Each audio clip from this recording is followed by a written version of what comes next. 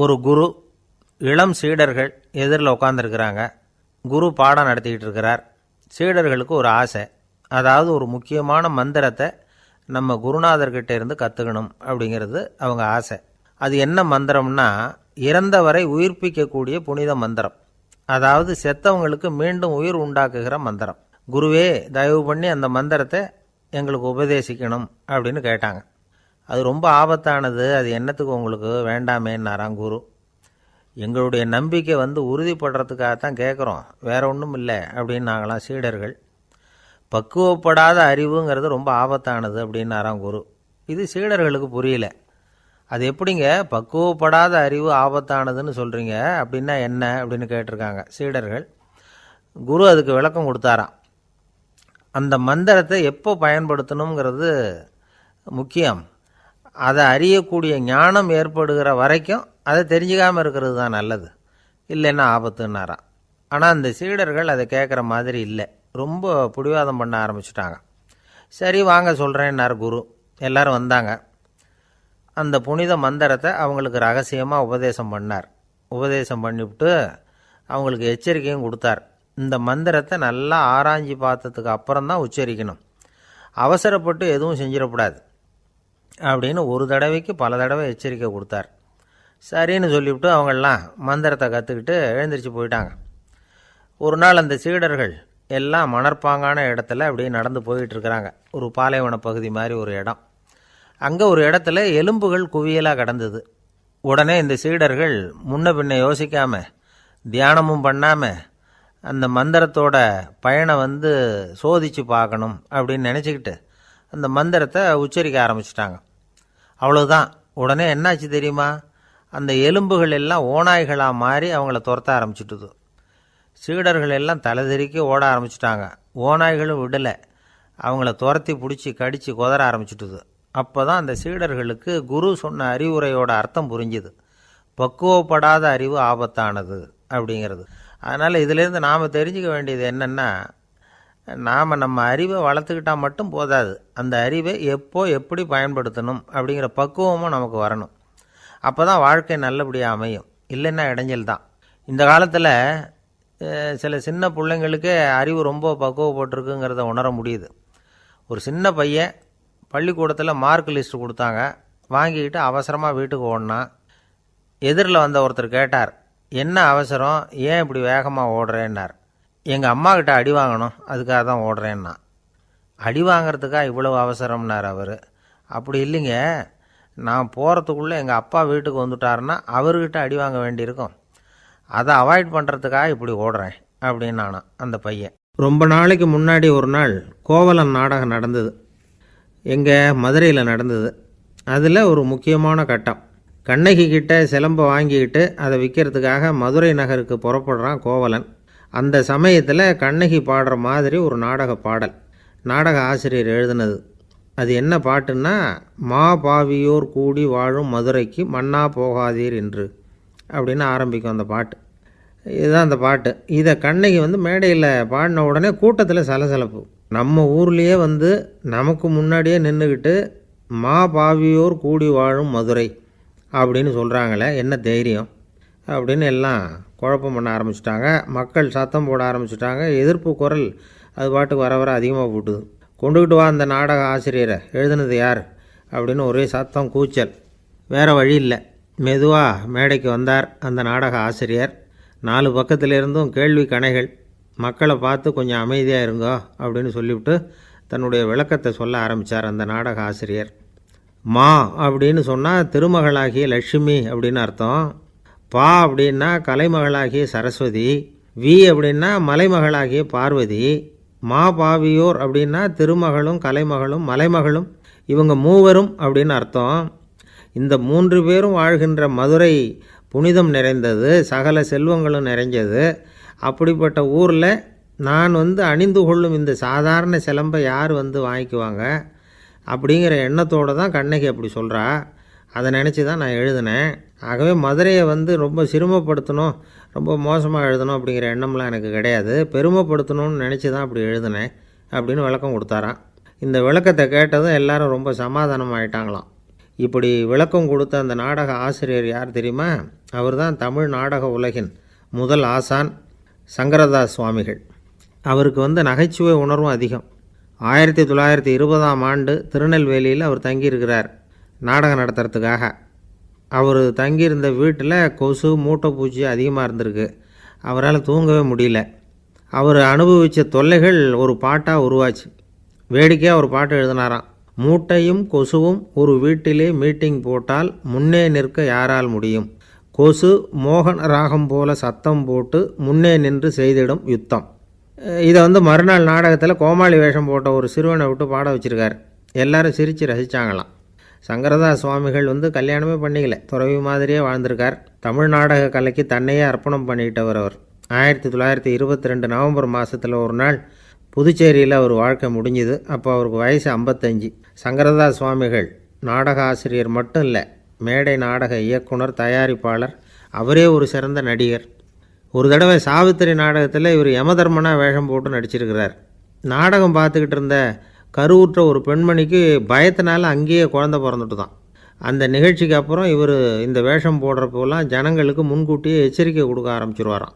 அதாவது அப்படி யாராவது பயப்படுறவங்க இருந்தால் கொஞ்சம் கண்ணை மூடிங்க அல்லது எழுந்திரிச்சு போடுங்கன்னு. நடிப்புன்னா அப்படிலாம் இருக்கணும். இந்த காலத்தில் நடிகர் ஒருத்தர் சொன்னார், சார் நான் இந்த நாடகத்தில் நடிக்கிறப்போ முகத்தில் நவரசங்களையும் காட்டி நடித்தேன், உணர்ச்சிகளையெல்லாம் நல்லா காட்டி நடித்தேன். அப்படி இருந்து ஜனங்கள் கல்லை எடுத்து மேடையில் வீசிவிட்டாங்க சார் அப்படின்னார். நாடகத்தில் உங்களுக்கு என்ன வேஷம் அப்படின்னு கேட்டாங்க. அது செத்து கிடக்கிற பணமாக நடித்தேன் சார் அப்படின்னார். என்னுடைய நண்பர் ஒருத்தர், அவருக்கு ஜாதகத்தில் நம்பிக்கை உண்டு. அவரே ஜோசியமெல்லாம் பார்ப்பார். என்ன சார் இந்த காலத்தில் இதையெல்லாம் நம்பிக்கிட்டு இருக்கீங்களேன்னு கேட்டால், உங்களுக்கு ஒன்றும் தெரியாது சார், இந்த உலகத்தில் ஒவ்வொருத்தரும் அவங்கவுங்க செய்கிற நல்லது கெட்டதுக்கு தகுந்த பலனை அனுபவிச்சே தேரணும்பார். அது மட்டும் இல்லை, ஒருத்தன் செத்துட்டா கூட அவன் செஞ்ச பாவ புண்ணியங்கள் கூடவே போயிட்டுருக்கோம்பார். அது எப்படி கூட போகும் அப்படின்னு குதர்க்கமாக கேட்டால், அதுக்கு அவர் ஒரு கதை சொன்னார். அது ரொம்ப சுவாரஸ்யமாக இருந்தது. ஒரு ஊரில் ஒருத்தர் இருந்தாராம். அவர் ஜோசியம் பார்க்குறதுல ரொம்ப கெட்டிக்காரரு. ஒருத்தருடைய தலைமுடியை மட்டும் அவர்கிட்ட காட்டினா போதும், அதை மட்டும் பார்த்துட்டு அவருடைய ஜாதகத்தையே சொல்லிவிடுவாராம். அப்பேற்பட்ட திறமை. அந்த ஆள் ஒரு சமயம் கன்னியாகுமரி கடற்கரைக்கு போயிருந்திருக்கிறார். அங்கே கரை ஓரமாக ஒரு மண்டை ஓடு கிடந்திருக்கு. அதை எடுத்து பார்த்துருக்கிறார். அந்த மண்டை ஓட்டை வச்சுக்கிட்டே அதோட ஜாதகத்தை அலசியிருக்கிறார். இந்த மண்டை ஓட்டுக்கு உரிய ஆசாமி வாழ்க்கையில் ரொம்ப கஷ்டப்பட்டுருக்கிறான், நிறைய கஷ்டத்தை அனுபவிச்சிருக்கிறான், அது தாங்க முடியாமல் தான் கடலில் விழுந்து தற்கொலை பண்ணிகிட்டு இருக்கான் அப்படிங்கிறத அவர் கணிச்சுட்டார். இருந்தாலும் இந்த மண்டை ஓடு இன்னமும் அனுபவிக்க வேண்டியது பாக்கி இருக்குது அப்படிங்கிறதையும் அவர் உணர்றார். அது சரி, ஒருத்தன் உயிரோடு இருக்கிற வரைக்கும் தானே நல்லது கெட்டதை அனுபவிக்க முடியும். செத்ததுக்கு அப்புறமும் பாக்கி இருக்குன்னா அதை எப்படி அனுபவிக்கிறது? இந்த மண்டை ஓட்டுக்கு இன்னும் கொஞ்சம் பாக்கி இருக்குது அப்படிங்கிறது அவருக்கு புரிஞ்சதே தவிர அதோட அர்த்தம் என்னங்கிறது அவருக்கு சரியாக விளங்கலை. சரி, இதை இன்னும் கொஞ்சம் விவரமாக ஆராய்ச்சி பண்ணி பார்ப்போம் அப்படின்னு நினச்சிக்கிட்டு அதை தன்னுடைய வீட்டுக்கு எடுத்துகிட்டு போயிட்டார். அந்த மண்டை ஓட்டை ஒரு பொட்டியில் வச்சு பூட்டினார். தன்னுடைய தனி அறையில் அதை பத்திரமா வச்சுக்கிட்டார். தினமும் ராத்திரி ஆனதும் தன்னுடைய மனைவியை பார்த்து, நீ போய் பூஜை அறையில் தனியாக படுத்துக்கோ அப்படின்னு சொல்லிவிட்டு, இவர் தினம் ராத்திரி 12 மணிக்கு பொட்டியை திறந்து அதை பார்ப்பார். மண்டை ஓடு அப்படியே இருந்ததே தவிர இன்னும் கொஞ்சம் பாக்கி இருக்குங்கிறதுக்கு அர்த்தம் அவருக்கு விளங்கலை. அந்த மண்டை ஓட்டுக்கு இன்னும் என்ன பாக்கி இருக்க போகுது? இப்படியே ஒரு 10 நாள் போச்சு. அந்த வீட்டம்மாவுக்கு சந்தேகம் வந்துட்டுது. நம்ம வீட்டுக்காரர் நம்மளை தனியாக ஏன் தூங்க சொல்கிறார் அப்படிங்கிற சந்தேகம். உடனே பக்கத்து வீட்டு அம்மாக்கிட்ட விஷயத்தை சொல்லியிருக்கிறாங்க. அந்த அம்மா உடனே, நீ கவலைப்படாத, நான் கண்டுபிடிச்சி சொல்கிறேன்னு சொல்லிவிட்டாங்களாம். அன்றைக்கி ராத்திரியே ஜன்னல் வழியாக எட்டி பார்த்துருக்குறாங்க. இந்த ஆள் மண்டை ஓட்டை கையில் வச்சுக்கிட்டு அதை திருப்பி திருப்பி அப்படியும் இப்படியும் பார்த்துக்கிட்டு இருந்தது தெரிஞ்சுட்டுது. மறுநாள் காலையில் அவரோட மனைவியை பார்த்தாங்க. ஏம்மா, உன் வீட்டுக்காரருக்கு நீ முதல் மனைவியா 2வது மனைவியா அப்படின்னு கேட்டாங்க. எனக்கு தெரிஞ்ச வரைக்கும் நான் ஒருத்தி தான் அவருடைய மனைவின்னாங்க. அப்படி இல்லை, நீ அவருக்கு 2வது மனைவி. முதல் மனைவியின் மண்டை ஓடு தான் அவர் கையில் இருக்குப்போ, அதை தான் அவர் தினமும் ராத்திரியில் எடுத்து பார்த்துக்கிட்டு இருக்கிறாரு அப்படின்னு விட்டாங்க அந்த அடுத்த வீட்டம்மா. அப்படியா விஷயம்னு சொல்லிவிட்டு கணவன் வீட்டில் இல்லாத நேரமாக பார்த்து அந்த மண்டை ஓட்டை எடுத்து கொண்டாந்து ஒரு உரலில் போட்டு உலக்கையால் குத்தி நொறுக்க ஆரம்பிச்சுட்டுது அந்த அம்மா. வெளியே போயிருந்த அந்த ஆள் அப்போ தான் உள்ளே நுழைஞ்சார். மண்டை ஓடு உலக்கைக்கிட்ட குத்து வாங்கிட்டு இருக்கு. அது அனுபவிக்க வேண்டியது இன்னும் கொஞ்சம் பாக்கி இருக்குது அப்படிங்கிறதுக்கான அர்த்தம் எனக்கு இப்போ தான் புரிஞ்சுதுன்னாராம் அவர். இந்த கதையிலேருந்து நாம் இன்னொரு நீதியையும் புரிஞ்சுக்கணும். அதாவது நம்ம வீட்டை பற்றி நமக்கு தெரியாததெல்லாம் அடுத்த வீட்டுக்காரங்களுக்கு நல்லா தெரியும். ஒருத்தர் ரொம்ப கவலையோடு உட்காந்துருந்தார். எதை பற்றி சார் கவலைப்படுறீங்கன்னு கேட்டோம். எதிர்காலத்தை பற்றி கவலைப்படுறேன்னார். ஏன்னு கேட்டோம். என்ன பண்ணுறதுன்னே தெரியல சார், எதிர்காலம் ஒரே இருட்டாக இருக்குது, பாதையே புரியலன்னார். இன்றைக்கி நம்ம இளைஞர்கள் பல பேருக்கு எதிர்காலம் இருட்டாக தான் தெரியுது. அவங்கெல்லாம் இந்த கதையை கொஞ்சம் கேட்கணும். ஒரு மலை அடிவாரத்தில் ஒரு சின்ன கிராமம்.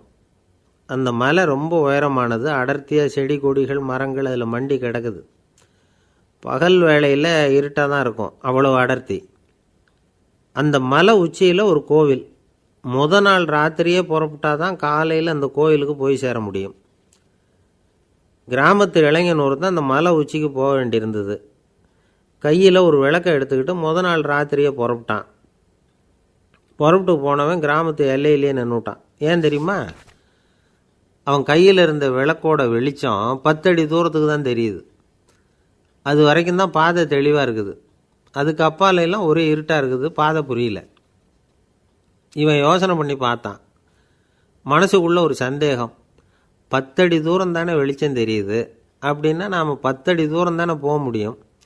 அதுக்கும் அந்தாண்ட ஒரே இருட்டாக இருக்குதே, அதில் எப்படி நாம் நடந்து போகிறது? நாம் ரொம்ப தூரம் நடந்து போய் ஆகணுமே. அப்படிப்பட்ட நினப்பெல்லாம் அவனுக்கு வந்துட்டுது. இதுதான் அவன் மனசில் ஏற்பட்ட தயக்கம். இப்படி யோசிச்சுக்கிட்டே அந்த இளம் ஆசாமி புறப்பட்ட இடத்துலையே நின்றுக்கிட்டு இருக்கிறான். அந்த சமயத்தில் ஒரு வயசான பெரியவர் அந்த பக்கமாக வந்தார். அவர் கையில் இதை விட சின்னதாக ஒரு விளக்கு வச்சுருந்தார். அது எப்படின்னா அது ஒரு 5 அடி தூரத்துக்கு தான் வெளிச்சம் காட்டுது. அவ்வளவு சின்ன விளக்கு. அவரும் மலை உச்சிக்கு போகிறதுக்காக தான் வந்துக்கிட்டு இருக்கிறார். அவரை பார்த்து இவன் கேட்டான், என்ன பெரியவரே, இவ்வளவு சின்ன விளக்கை வச்சுக்கிட்டு அவ்வளவு தூரத்துக்கு எப்படி மலையேற போகிறீங்க அப்படின்னு கேட்டான். நீ ஏன் இப்படி தயங்கிக்கிட்டே நிற்கிறேன்னு கேட்டார் பெரியவர். என்கிட்ட இருக்கிற விளக்கு 10 அடி தூரத்துக்கு தான் பாதையை காட்டுதுன்னா. இப்போ பெரியவர் சொன்னார், தம்பி, உன் கையில் இருக்கிற விளக்கு கொடுக்குற வெளிச்சத்தை வச்சு நீ முதல்ல 10 அடி தூரம் முன்னாடி போ. 10வது அடியில் போய் நின்றுக்கிட்டு பாரு. மறுபடியும் ஒரு 10 அடி தூரத்துக்கு பாதை தெரியும். இப்படி உன் கையில் இருக்கிற விளக்கு தொடர்ந்து வெளிச்சம் காட்டிக்கிட்டே இருக்கும். நீ முன்னேற முன்னேற அந்த வெளிச்சமும் முன்னேறும். அதனால் எத்தனை கிலோமீட்டர் தூரம் வேணும்னாலும் நீ இந்த 10 அடி தூரம் வெளிச்சத்தை வச்சுக்கிட்டே நீ போயிடலாம், புறப்படு அப்படின்னார். இப்போ தான் அந்த பெரியவர் சொன்னது இளைஞனுக்கு பளிச்சுன்னு புரிஞ்சுதான். உடனே உற்சாகமாக புறப்பட்டான், உச்சிக்கு போய் சேர்ந்தான். இந்த கதையிலேருந்து நாம் புரிஞ்சிக்க வேண்டியது என்ன தெரியுமா? நீண்ட கால திட்டம் ஒன்று போடும் பொழுது நமக்கு முன்னாடி இருக்கிறத மறந்துட்டு மனசை போட்டு குழப்பிக்கக்கூடாது. உங்கள் கையில் என்ன இருக்கோ அதுலேயே உங்கள் எதிர்காலம் மறைஞ்சிருக்குது. கண் முன்னாடி தெரியறத வச்சு ஆரம்பிங்க, போக போக வழி தானாக புலப்படும் அப்படிங்கிறார் ஒரு பெரியவர். பெரிய பயணங்களையெல்லாம் இப்படி தான் நடத்த வேண்டியிருக்கும். ஒவ்வொரு அடியாக எடுத்து வச்சா ஓடி போய் சேர்ந்து விடலாம். மலைச்சி போய் நின்றுட்டா நின்றுக்கிட்டே இருக்க வேண்டியது தான். நம்ம ஆள்லாம் ரொம்ப மோசமான இருக்கிறாங்க. ஒருத்தன் அப்படி தான் நீண்ட தூர பிரயாணம் ஒன்று புறப்பட்டான். ரயில் போய்கிட்டே இருந்தது. கொஞ்சம் தூரம் போச்சு, பாதி வழியில் கையில் வச்சுருந்த டிக்கெட்டை காற்றுல விட்டுட்டான். ஐயோ, என் டிக்கெட்டு போயிட்டுதே அப்படின்னு கத்த ஆரம்பிச்சிட்டான். பக்கத்தில் இருந்த பெரியவர் அவனை பார்த்து பரிதாபப்பட்டு, கவலைப்படாத தம்பி, போனால் போகுது, வேறு டிக்கெட் வாங்கிக்கலாம் அப்படின்னு ஆறுதல் சொன்னார். அதுக்கு அவன் சொல்கிறான், சார், நான் அதுக்காக அழலை, அந்த டிக்கெட்டு கிடைச்சா தானே நான் எந்த ஊருக்கு போகணுங்கிறது எனக்கு தெரியும் அப்படிங்கிறான். ஒரு ஊரில் ஒரு ஆள் இருந்தான். அவனுக்கு ஒரே ஒரு மகள்.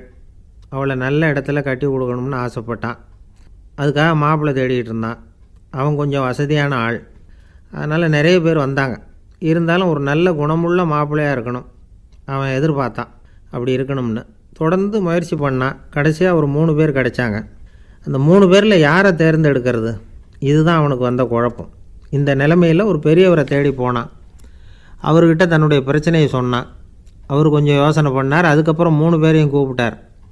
இதை பாருங்கப்பா, உங்கள் 3 பேருக்கும் 3 மாத கால அவகாசம் தர்றேன். நீங்கள் இப்போ போகலாம். 3 மாதம் கழித்து திரும்பி வரலாம்.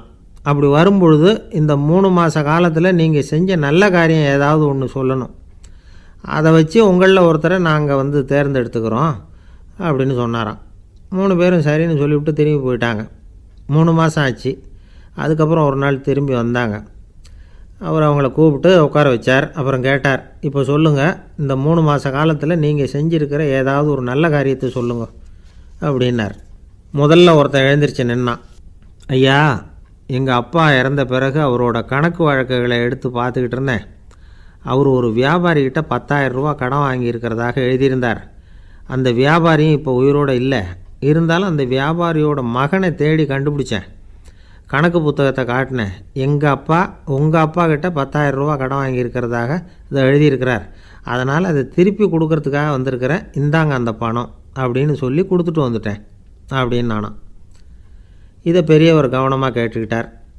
அதுக்கப்புறம் 2வது இளைஞன் எழுந்திரிச்சான். ஐயா, நான் போன மாதம் ஒரு நாள் ராத்திரி வேளையில் ஒரு காட்டுப்பாதை வழியாக எங்கள் ஊருக்கு போய்கிட்டு இருந்தேன். அந்த சமயத்தில் அந்த வழியாக வந்துக்கிட்டு இருந்த ஒரு வழிப்போக்கர்கிட்ட 4-5 திருடர்கள் வம்பு வளர்த்து அவர்கிட்ட இருந்த பொருளை எல்லாம் கொள்ளையடிச்சிக்கிட்டு இருந்தாங்க. நான் உடனே ஒரு குச்சியை எடுத்துகிட்டு ஓடினேன். அந்த திருடர்களை அடித்து விரட்டினேன். பொருளையெல்லாம் மீட்டு அந்த வழிப்போக்கர்கிட்ட ஒப்படைச்சேன். அவரை பத்திரமா அழைச்சிக்கிட்டு போய் அவர் வீட்டில் விட்டுட்டு வந்தேன் அப்படின்னு நானும். இதையும் பெரியவர் கவனமாக கேட்டுக்கிட்டார்.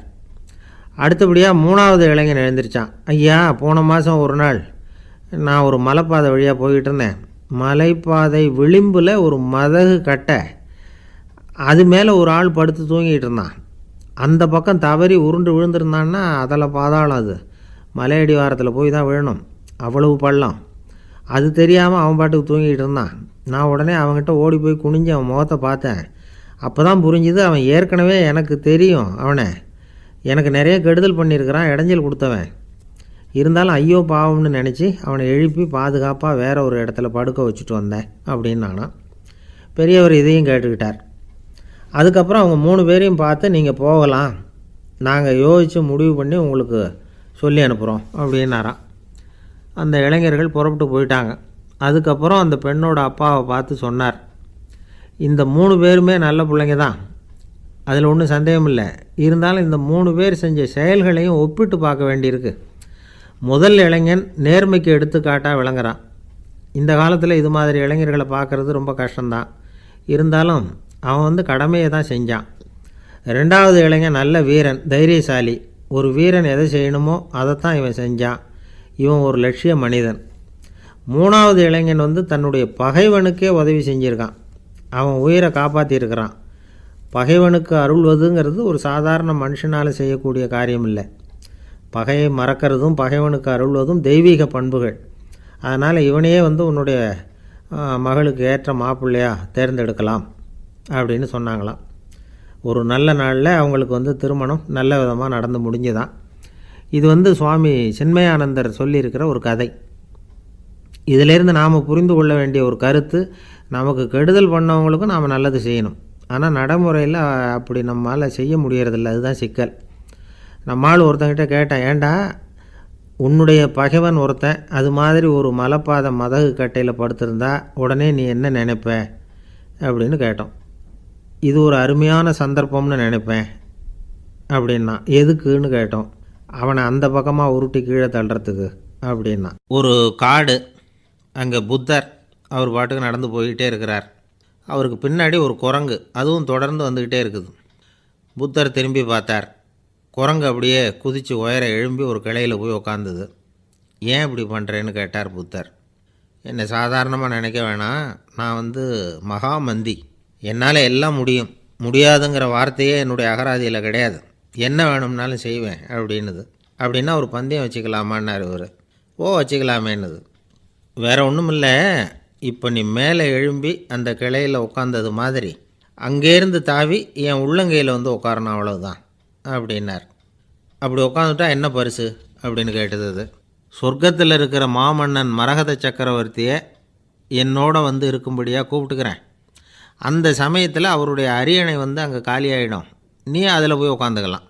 பந்தயத்தில் தோத்துட்டா ஒரு கல்ப காலம் இந்த பூமியில் வாழ வேண்டியிருக்கும், அதுக்கு பிறகு தான் என்கிட்ட வர முடியும், என்ன சொல்கிற அப்படின்னார். குரங்குக்கு தாவறது ஒரு பெரிய காரியமா? இது எனக்கு ரொம்ப சாதாரண விஷயம், என்ன இப்போவே தாவட்டுமா அப்படின்னுது. சரின்னு சொல்லி உள்ளங்கையை நீட்டினார். அவருடைய கை தாமரை இலை அளவுக்கு அப்படியே விரிஞ்சுது. குரங்கு சௌகரியமாக உட்கார்றதுக்காக. குரங்கு தாவறதுக்கு தயாராச்சு. அதுக்கு முன்னாடி ஒரு சின்ன யோசனை. அதுக்கு இந்த கிளையிலேருந்து அந்த கைக்கு தாவறது எனக்கு ரொம்ப அற்பமான ஒரு வேலை. இது ரொம்ப சாதாரணம். என்னுடைய கௌரவத்துக்கு இது சரியாக இருக்காது. அதனால் நான் என்ன பண்ண போகிறேன்னா, இங்கேருந்து கிளையிலேருந்து அப்படியே உயரம் எழும்ப போகிறேன். எழும்பி மேல் உலகம் போய் அங்கே ஒரு சுற்றிவிட்டு அதுக்கப்புறம் அங்கேருந்து நேராக வந்து இந்த கையில் உட்கார போகிறேன் அப்படின்னு நினச்சிது. என்ன யோசிக்கிற அப்படின்னார் புத்தர். ஒன்றும் இல்லை, இந்த பாயிரம் பார் அப்படின்னு சொல்லி தாவி உயர போயிட்டுது. கொஞ்ச நேரத்தில் வான உலகத்துக்கே போய் சேர்ந்துட்டுது. அங்கே போய் பார்த்தா அங்கே ஒரு 5 பளிங்கு தூண்கள் இளம் சிவப்பு நிறத்தில் நின்றுக்கிட்டு இருக்குது. குரங்கு நினச்சிக்கிட்டது, புத்தர்கிட்ட போய் இந்த பளிங்கு தூண்களை பார்த்தோம்னு சொன்னால் அப்படியே திகைச்சி போயிடுவார், இந்த தூணில் ஏதாவது அடையாளம் செஞ்சுட்டு போகணும் அப்படின்னு அந்த இடத்துல மிதந்துக்கிட்டே நினச்சிது. உடனே ஒரு தூணில் எழுதிச்சு. என்ன எழுதிச்சுன்னா, ஒரு மகா ஞானி இங்கே வந்துட்டு போகிறார் அப்படின்னு எழுதிச்சு. எழுதிவிட்டு அப்படியே கீழே தாவி வந்து புத்தரோட உள்ளங்கையில் உட்காந்துது. எப்படி பார்த்தீங்களா என்னுடைய வேலை? வான உலகத்துக்கே போய் அங்கே இருக்கிற 5 பளிங்கு தூண்களை பார்த்துட்டு அதில் நான் வந்த விவரத்தை எழுதி வச்சுட்டு அதுக்கப்புறம் இங்கே வந்திருக்கிறேன் அப்படின்னுது ரொம்ப பெருமையாக. அப்படியா அப்படின்னார் புத்தர். ஆமாம், சந்தேகமாக இருந்தால் வாங்க, அழைச்சிட்டு போய் காட்டுறேன் அப்படின்னுது அந்த குரங்கு. அதுக்கு தேவையில்லை, அப்படியே கொஞ்சம் கீழே குனிஞ்சு பார் தெரியும் அப்படின்னார் புத்தர். அங்கே பார்த்தா புத்தரோட உள்ளங்கை தெரிஞ்சுது. நல்லா உத்து பார்த்துது. அவரோட ஒரு விரலில் அது எழுதிய வாசகம் தெரிஞ்சுது. குரங்கு யோசனை பண்ணிச்சு, அப்படின்னா வானத்தில் நான் பார்த்தது புத்தரோட விரல்களா அப்படின்னு யோசிச்சுது. இதை புரிஞ்சுக்கிட்ட உடனே அந்த குரங்கோட கர்வம் அழிஞ்சு போச்சான். நம்ம மனசு தான் இந்த குரங்கு. மனம்ங்கிறதும் ஆணவங்கிறதும் ஒரு நாணயத்தின் 2 பக்கங்கள். மனம் உள்ளவரை ஆணவமும் இருக்கும். மனம் அழிஞ்சாதான் ஆணவம் அழியும். மனம் அழிய வேண்டும் அப்படின்னு பெரியவங்க சொல்கிறது இந்த அர்த்தத்தில் தான். நம்ம ஆளுங்க சவால் விடுறதெல்லாம் வேறு மாதிரி.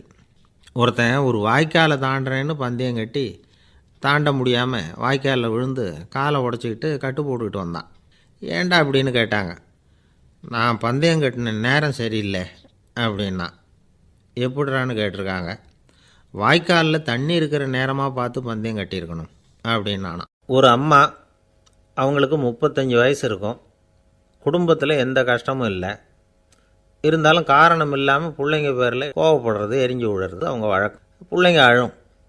உடனே அவங்க மனசும் சங்கடப்படும். இன்னொரு அம்மா, நல்ல வேலையில் இருக்கிறவங்க, வாரத்துக்கு ஒரு தடவையாவது தலைவலி வந்துடும். இவங்களுக்கெல்லாம் உடம்புல எந்த கோளாறும் இல்லை, மனசு மட்டும் சரியாக இருக்காது. தூக்க மாத்திரை கையில் வச்சுருப்பாங்க. 30-35 வயசுடைய பெண்களுக்கு சர்வசாதாரணமாக காணப்படுகிற மனக்கோளாறு இது. இதுக்கு பேர் வந்து மனவாட்டம், டிப்ரெஷன், மனமடிவு அப்படின்னு சொல்லலாம். இந்த நோய்க்கு அறிகுறி என்ன தெரியுமா? மனசில் வருத்தமான உணர்வு இருக்கும். அடிக்கடி அழலாம் போல தோணும். முன்னால் எல்லாம் எந்தெந்த செயலில் ஆர்வம் இருந்ததோ அதெல்லாம் குறைஞ்சிரும், அல்லது சுத்தமாகவே ஆர்வம் இல்லாமல் போயிடும். சில பெண்கள் வந்து இளம் வயசில் பக்கத்தில் இருக்கிறவங்க கிட்ட கலகலப்பாக பேசுவாங்க, வீட்டை அலங்கரிக்கிறதுல ஆர்வம் இருக்கும். இப்போ அதிலெல்லாம் ஆர்வம் இல்லாமல் போயிடும். எந்த வேலை செஞ்சாலும் சீக்கிரம் களைப்பு அடைஞ்சுடுறது மாதிரி ஆகிடும். நமக்கு யாருமே உதவியாக இல்லை, நம்ம எல்லாரும் கை விட்டுட்டாங்க போல் இருக்குதே அப்படிங்கிற உணர்வுலாம் உண்டாகும். தன்னைத்தானே குறை சொல்லிக்குவாங்க. நாம் தப்பு பண்ணிவிட்டோம் போல் இருக்குதே அப்படின்னு தோணும். குற்றம் பண்ணிட்டதா நினச்சி கஷ்டப்படுவாங்க. பசி இருக்காது, தூக்கத்தில் தொந்தரவு இருக்கும். அடிக்கடி செத்து போடலாங்கிற உணர்வு வரும். தற்கொலை பண்ணிக்கலாங்கிற எண்ணம் உண்டாகும். சில பேர் தற்கொலை முயற்சியில் கூட ஈடுபடுவாங்க. சில பேருக்கு பலவிதமான உடல் வலிகள் இருக்கும், பலவீனம் இருக்கும், சீக்கிரமாக களைப்படைஞ்சு போடுவாங்க. இதெல்லாம் மனவாட்ட நோய்க்கான தன்மைகள். இந்த மனவாட்டம், அதாவது டிப்ரெஷனை வந்து 2 வகையாக பிரிக்கலாமா. ஒன்று தானாக உண்டாக்கிக்கிறது, இன்னொன்று எதிர் விளைவை உண்டு பண்ணுகிற அல்லது நரம்பு சம்பந்தப்பட்ட டிப்ரெஷன். தானாக உண்டாக்கிக்கிற மனவாட்ட நோய் இருக்குது பாருங்கள், அதுக்கு ஏதாவது சூழ்நிலை காரணமாக இருக்கலாம், அல்லது இல்லாமலும் போகலாம். மூளையில் வந்து டொப்பாமைன் அல்லது செரட்டோனின் இதோட அளவு வந்து குறையும் பொழுது இந்த டிப்ரெஷன் உண்டாகுது. இதுக்கு ஓரளவு பிறவி காரணங்கள் கூட இருக்கலாம். குடும்பத்தில் வேறு சிலருக்கும் வரலாம்.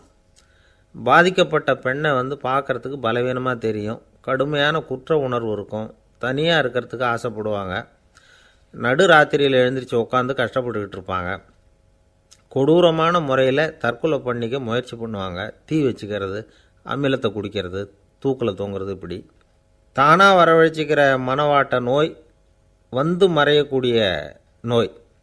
ஒரு தடவை வந்தால் 3லேருந்து 6 மாதம் வரைக்கும் நீடிக்கும். இடைப்பட்ட காலங்களில் நோயாளி இயல்பாக இருப்பார்.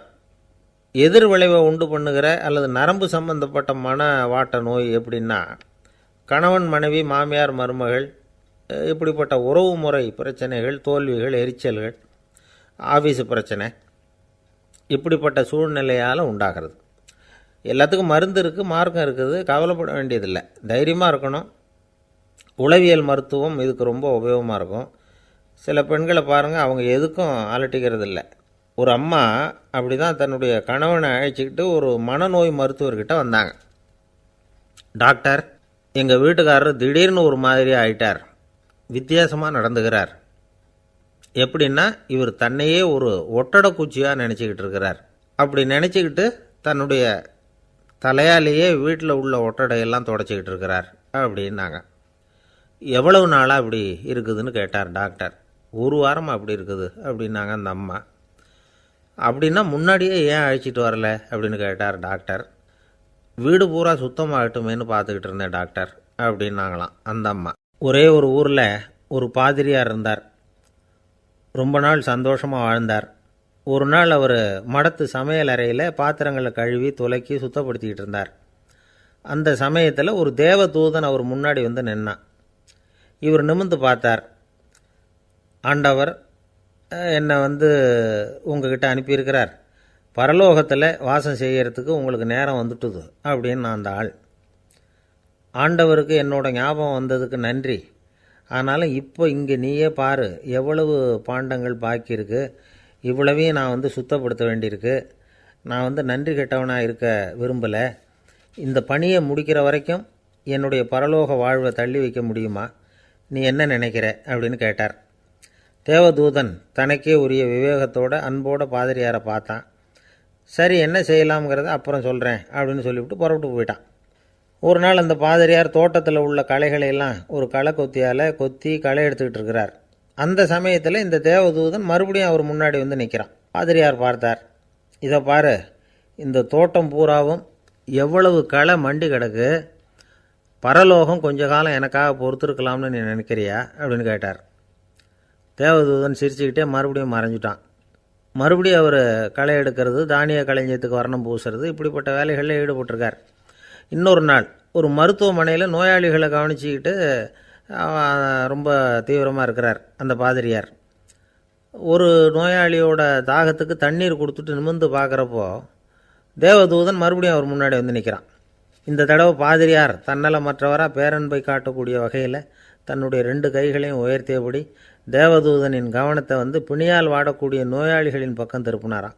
தேவதூதன் ஒன்றும் சொல்லலை, மறைஞ்சிட்டான். அன்னைக்கு சாயந்தரம் பாதிரியார் மடத்தில் உள்ள தன்னுடைய அறைக்கு போய் இளைப்பாறினார். யோசித்து பார்த்தார். தேவதூதனையும் தேவதூதனின் விருப்பத்தையும் பல நாள் தள்ளி போட்டு வந்ததையும் அவர் ரொம்ப நினச்சி பார்த்தார். திடீர்னு தான் முதுமை அடைகிறதையும் சோர்வு அடைகிறதையும் உணர்ந்தார். ஆண்டவரை நினச்சார். ஆண்டவரே, உம்முடைய தூதனை மறுபடியும் என்கிட்ட அனுப்புனா நான் சந்திக்கிறதுக்கு ஆவலாக இருக்கேன் அப்படின்னு சொல்கிறப்பவே தேவதூதன் பக்கத்தில் நின்னான். பாதிரியார் நிமிர்ந்து பார்த்தார். நீ இப்போவே என்னை அழைச்சிக்கிட்டு போக விரும்பினா நான் பரலோகத்துக்கு வர்றதுக்கு தயாராக இருக்கேன்னார். தேவதூதன் அந்த பாதிரியாரை அன்போடவும் விவேகத்தோடவும் பார்த்து, நீங்கள் என் கூட பரலோகத்துக்கு வர்ற தயாராக இருக்கிறதா சொல்கிறீங்க, ஆனால் நீங்கள் இது வரைக்கும் வேறு எங்கே இருந்ததான் நினைக்கிறீங்க அப்படின்னானோ. அப்படின்னா இது வரைக்கும் இருந்த இடம்தான் பரலோகம் அப்படிங்கிறத உணர்த்தியிருக்கிறான். பரலோகம்னா என்னென்னு புரிஞ்சுக்கிறதுக்கு இந்த சம்பவம் நமக்கு உதவியாக இருக்குது. தொண்டு செய்கிறத விட பெரிய செயல் வேறு எதுவும் இருக்க முடியாது. அது நம்ம மனசுக்கு கொடுக்குற சுகத்தை வேறு எதுவும் கொடுக்க முடியாது. நாம் தொண்டு செய்கிற இடம்தான் அந்த புண்ணிய இடம். ஆனால் இந்த காலத்துல எல்லாம் நாம் தொண்டு செய்யணும்னு நினச்சி ஏதாவது ஆரம்பித்தா கூட அதை ஒரு மாதிரியாக சுற்றி நின்று வேடிக்கை பார்க்க ஆரம்பிச்சிடுறாங்க. ஒரு பெரியவர் அப்படி தான் ஒரு தொண்டு செஞ்சுக்கிட்டு இருந்தார். ஒரு கோவில் கட்டிக்கிட்டு இருந்தாங்க. அதில் ஒரு இடத்துல ஒரு பலகையை வச்சு ஆணி அடிக்கிற வேலையை செஞ்சுக்கிட்டு இருந்தார் அந்த பெரியவர். ஒரு சின்ன பையன் அதை ரொம்ப ஊக்கமாக அக்கறையாக கவனிச்சிக்கிட்டு இருந்தான். பெரியவர் இதை கவனித்தார். என்னப்பா பார்க்குற, உனக்கும் இது மாதிரி தொண்டு செய்யணும்னு ஆசையாக இருக்கா அப்படின்னு கேட்டார். அதுக்கு அந்த பையன் சொல்கிறான், அப்படி இல்லைங்க, நீங்கள் ஆணி அடிக்கிறப்போ கையில் சுத்தியால் அடிச்சுக்கிட்டா எப்படி துடிப்பீங்க, எப்படி கத்துவீங்கன்னு தெரிஞ்சுக்கிறதுக்காக அதை பார்க்கணும்னு ஆசை, அதுக்காக தான் காத்துக்கிட்டு இருக்கேன் அப்படின்னு நானும். ஒரு ஊரில் ஒரு ஞானி இருக்கிறார், ரொம்ப பெரிய ஞானி, ரொம்ப வயசாகிட்டுது. கடைசி காலத்தில் அவர்கிட்ட சில பேர் வந்தாங்க.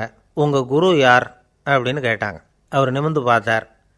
எனக்கு ஆயிரக்கணக்கான குருமார்கள் உண்டு, அவங்க பேரெல்லாம் சொல்லணும்னா இந்த காலம் பத்தாது, ஆனால் முக்கியமான ஒரு 3 பேரை பற்றி மட்டும் உங்களுக்கு சொல்கிறேன் அப்படின்னாராம். அப்புறம் சொன்னார், அந்த 3 பேரில் ஒருத்தன் ஒரு திருடன். ஒரு சமயம் ஒரு பாலைவனம் வழியாக நான் போய்கிட்டு இருந்தேன். அப்போது வழி தவறி போய் ஒரு கிராமத்துக்கு போயிட்டேன். அது இருட்டு நேரம், நடுராத்திரி, ஊரே உறங்கி போச்சு. அந்த நேரத்தில் ஒரு ஆள் மட்டும் ஒரு வீட்டு சுவத்தில் ஏதோ பண்ணி உள்ளே நுழையிறதுக்கு முயற்சி பண்ணிகிட்ருக்கிறான். அவங்கிட்ட போய் நான் இன்றைக்கி இங்கே எங்கே தங்க முடியும் அப்படின்னு கேட்டேன். அதுக்கு அவன், இந்த ராத்திரி வேளையில் அது ரொம்ப சிரமம், ஒரு திருடனோட உங்களால் தங்க முடியும்னா நீங்கள் என்னோட தங்கலாம் அப்படின்னா.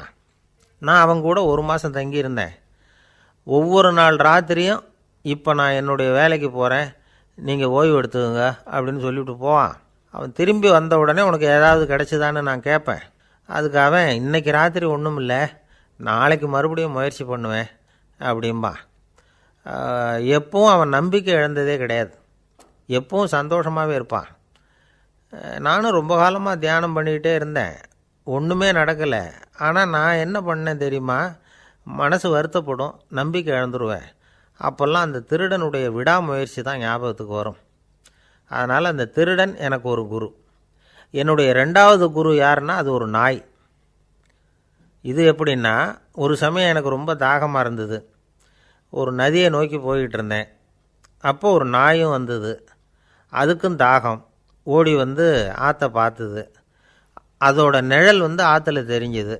அதை பார்த்ததும் பயந்துட்டுது. அதாவது அது தன்னுடைய சொந்த உருவத்தையே கண்டு பயந்தது. அதை பார்த்து குறைக்குது, திரும்பி ஓடிச்சு. ஆனால் அதுக்கு தாகம் அதிகமாக இருந்ததுனால அது மறுபடியும் திரும்பி வந்தது. பார்த்தா மறுபடியும் தண்ணியில் நாயோட உருவம் தெரியுது. இப்படி சில தடவை பண்ணிச்சு. இருந்தாலும் கடைசியில் தண்ணியில் குதிச்சுட்டுது துணிஞ்சி. இப்படி குதித்த உடனே அதோட உருவமும் மறைஞ்சுட்டுது. இதை பார்த்தேன். நான் என்ன புரிஞ்சுக்கிட்டேன்னா, எவ்வளவு தான் பயம் இருந்தால் கூட ஒருத்தன் தைரியமாக காரியத்தில் இறங்கணும் அப்படிங்கிறத புரிஞ்சுக்கிட்டேன். இந்த போதனை அந்த நாய்கிட்ட இருந்து எனக்கு கிடைச்சிது. இது ஒன்று. அடுத்தது, என்னுடைய 3வது குரு யாருன்னா அது ஒரு சின்ன குழந்தை. நான் ஒரு சமயம் ஒரு நகரத்துக்கு போனேன். அங்கே ஒரு குழந்தை எரிகிற மெழுகுவத்தி ஒன்று எடுத்துக்கிட்டு வந்தது. நான் அந்த குழந்தைய பார்த்து வேடிக்கையாக கேட்டேன், ஏன் பாப்பா, இந்த மெழுகுவத்தியை நீயாவே கொளுத்துனியா அப்படின்னு கேட்டேன். ஆமான்னுது அந்த குழந்தை. சரி, இந்த மெழுகுவத்தி முன்னாடி எரியாமல் இருந்தது, இப்போ எரியுது, இந்த மெழுகுவத்திக்கு வெளிச்சம் எங்கேருந்து வந்தது, அதை எனக்கு காட்ட முடியுமா அப்படின்னு கேட்டேன் அந்த குழந்தைகிட்ட. இதுக்கு அந்த குழந்தை சிரிச்சுக்கிட்டு அந்த மெழுகுவத்தியை ஊதி அணைச்சுட்டுது. அதுக்கப்புறம் என்னை பார்த்து கேட்டுது, இப்போ இந்த மெழுகுவத்தியின் வெளிச்சம் போனதை பார்த்தீங்க இல்லையா, அது எங்கே போச்சுன்னு எனக்கு சொல்லுங்க அப்படின்னுது. அந்த குழந்தை இப்படி கேட்டதும் என்கிட்ட இருந்த ஆணவம் அழிஞ்சுட்டுது. நான் படித்ததெல்லாம் அந்த வினாடியில் சுக்கு நூறாக போயிட்டுது. என்னுடைய முட்டாள்தனத்தை நான் உணர்ந்தேன் அப்படின்னு இவ்வளவும் அந்த ஞானி விவரமாக சொன்னாராம். அதனால் நாம் இன்னார்கிட்டே இருந்து தான் இதை கற்றுக்கணுங்கிறது இல்லை, யாருக்கிட்டே இருந்தும் எதையும் கற்றுக்கலாம். நம்மால் ஒருத்தன் ஒரு நாய் வளர்த்துக்கிட்டு இருந்தான். அந்த நாய்க்கு வால் கிடையாது, யாரோ ஏற்கனவே வெட்டி எடுத்துட்டாங்க. இந்த நாய் தான் சார் எனக்கு குரு, அதுக்கிட்டே இருந்து கூட நான் பாடம் கற்றுக்கிட்டு இருக்கிறேன் அப்படின்னா. அப்படி என்ன கற்றுக்கிட்டேன் அந்த வால் இல்லாத நாய்கிட்டே இருந்து அப்படின்னு கேட்டோம். நாம் யாருக்கிட்டையும் வாலாட்டக்கூடாது அப்படிங்கிற பாடத்தை அதுக்கிட்டே இருந்து தான் நான் கற்றுக்கிட்டேன் அப்படின்னா. ஒருத்தர் சிகரெட்டும் கையுமா வந்தார். சார், இந்த புகைப்பிடிக்கிற பழக்கத்தை நிறுத்தி போடணும்னு தான் பார்க்குறேன், முடியலேன்னார். புகைப்பிடிக்கிறத நிறுத்துறது ரொம்ப சுலபம் சார் அப்படின்னார் இன்னொருத்தர். எப்படி சொல்கிறீங்கன்னு கேட்டார் அவர். நான் கூட ஏற்கனவே 10 தடவை அந்த பழக்கத்தை நிறுத்தி இருக்கிறேன் சார் அப்படின்னார் இவர். இதிலேருந்து என்ன தெரியுது, புகைப்பழக்கத்தை திடீர்னு விட்டு விடுறதுங்கிறது ரொம்ப கஷ்டம்னு தெரியுது. இருந்தாலும் இது சம்பந்தமான ஆராய்ச்சி, அனுபவம், இது ரெண்டையும் அடிப்படையாக வச்சு சில வழிமுறைகளை சொல்கிறாங்க. அதாவது புகைப்பிடிக்கிறத நிறுத்துறதுக்கு 10 வழிகள் உண்டு அப்படின்னு சொல்கிறாங்க. அது என்னங்கிறது தெரிஞ்சுக்கிட்டா உபயோகப்படுதான்னு பார்க்கலாமே. முதல் கருத்து என்னன்னா, கொஞ்ச நாளைக்கு புகைப்பிடிக்கிற நண்பர்களை விட்டு விலகி இருக்கணும். இதனால் புகைப்பிடிக்கிற ஆசை குறையும். அந்த பழக்கத்தை மறுபடியும் ஆரம்பிக்கப்படாதுங்கிற எண்ணம் உறுதிப்படும். ரெண்டாவது கருத்து, புகைப்பிடிக்கிறதை எதிர்த்து தீவிரமாக பிரச்சாரம் செய்ய ஆரம்பிச்சிடணும். அது அடுத்தவங்களுக்கும் உபயோகப்படும், உங்களுக்கும் உபயோகப்படும். உங்கள் உள்ளுணர்வை அது தூண்டும், உங்களை உறுதி கொள்ள வைக்கும். மூன்றாவது கருத்து என்னென்னா, தினமும் 2 தடவை குளிக்கணும். எப்படி தெரியுமா? முதல்ல வெது வெதுப்பான தண்ணீர், அப்புறம் குளிர்ந்த தண்ணீர், இப்படி மாறி மாறி குளிக்கணுமா. நாலாவது கருத்து, உடற்பயிற்சிகள் செய்யணும். மூச்சு வாங்குற மாதிரியான பயிற்சிகள் ரொம்ப நல்லதான். பிராணாயாமம் அப்படிங்கிற மூச்சு பயிற்சி ரொம்ப நல்லதுங்கிறாங்க. அப்புறம் ஐந்தாவது கருத்து, சாப்பாடு மிதமாக இருக்கணும், சீராக இருக்கணும். பச்சை காய்கறிகள், பழங்கள் சாப்பாட்டில் சேர்த்துக்கலாம். அடிக்கடி கொஞ்சம் கொஞ்சமாக சாப்பிட்டு ரத்தத்தில் சர்க்கரையின் அளவை பராமரிக்கணும். இது நரம்புகளை அமைதிப்படுத்தும்.